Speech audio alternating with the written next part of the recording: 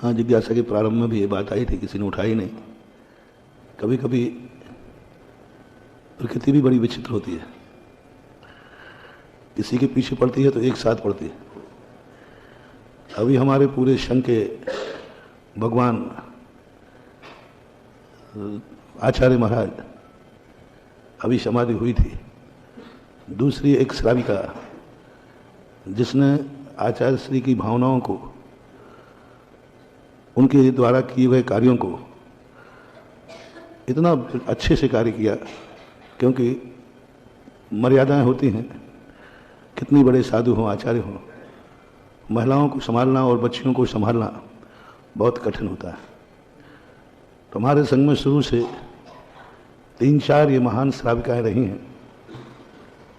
रतिबाई थी, कंचनबाई हैं शायद, दराकाबाई, कंचनबाई और भी मणिबाई।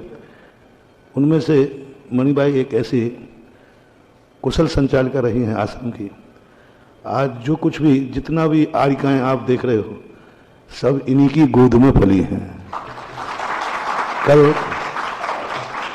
2 दिन पहले उस माँ का समाधि मरण हुआ है, जिसकी गोद में इतनी आरिकाएं, सब जितनी आरिकाएं आज वर्तमान में हैं, सबको मणिबाई ने माँ बन करके पाला। गृहस्थी में जाती तो 1-2 बच्चों का पालन करती, और जरूर नहीं कि वो गृहस्थ में अपने बच्चों को इस मार्ग पर ला पाती या, लेकिन आज कितनी आरिकाएं, कितनी ब्रह्मचारिणियां, हजारों ब्रह्मचारिणियां हैं, और उस आश्रम में रह करके इन सबको संस्कार देना, आचार्य श्री की भावनाओं को साकार रूप देना, और उनके लिए इतना तैयार करना, छोटी छोटी बच्चियों को आरिका के योग बनाना। और आज तक से कितने साल हो गए एक आश्रम का संचालन करना। इतना बड़ा संस्कार देकर मुझे नहीं दिखता कि आज के युग में दुनिया में कोई स्त्री जाति में रहकर, त्यागी वृत्ति होकर के भी इतना बड़ा समाज के ऊपर उपकार किया हो, ये अभी तक पहली मिसाल है मणिबाई। ब्रह्मचारिणियां हैं बहुत, त्यागी वृत्ति हैं बहुत, आरिकाएं बहुत हैं। आरिकाओं ने भी इतना बड़ा संख्या में कोई आरिकाएं तैयार की हो, कोई ब्रह्मचारिणी हो, ऐसा कुछ भी नहीं हुआ। समाज के कार्य करने वाले बहुत हैं, लेकिन मणिबाई ने जो कार्य किया, इतनी सारी आरिकाएं, एक भी आरिकाएं ऐसी नहीं है जिन्होंने कहीं ना कहीं मणिबाई की छाया में अपने क्षण व्यतीत न किए हो, उनकी छाया में रहकर धर्म साधना नहीं की हो, और उनकी छाया में रहकर के संस्कार प्राप्त नहीं किए हो। ऐसी उम्र बहुत पहले से हार्ट की मरीज थी, ऑपरेशन की बात आई, शायद 10-15 साल हो गए उस समय इनके लिए, लेकिन आचार्य ने कहा नहीं, अपनी नेचुरल जिंदगी जियो। बिना ऑपरेशन के 15 साल लगभग हार्ट का मरीज होकर सकुशल जीवन गुजारना, संयम का सबसे बड़ा उदाहरण,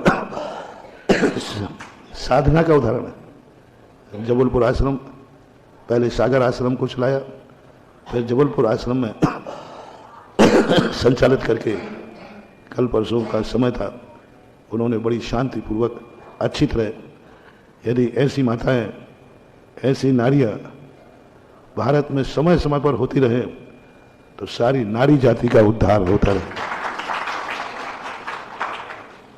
और आज उनकी जो स्त्रियां हैं, कोई भी, यदि मान लो हम आचार्य से भी थे, लेकिन बच्चियों की, महिलाओं की जो स्त्रियां होती हैं वो महिलाएं ही संभाल पाती हैं। आश्रम में रहकर संस्कार देना, उसको इतना संस्कारित बना देना कि सीधे जाकर के ब्रह्मचारी जाकर के आरिका दीक्षा लेने के योग्य हो जाते हैं। तो ऐसी योग्यता देने वाली महिला माता मणिबाई, वही वाली बात, प्रकृति का नियम है, हर व्यक्ति को जाना है, लेकिन वो तुम लोगों को, और आज एक साथ अभी आचार्य श्री का पूरा स्मृति पटल से अभी गए ही नहीं, और दूसरा ये वज्राघात हो गया।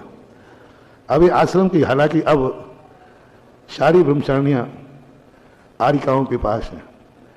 आरिका संघ अब इतना अपने आप में सक्षम है कि वो अब आगे आने वाली ब्रह्मचारिणी को संभाल सकते हैं।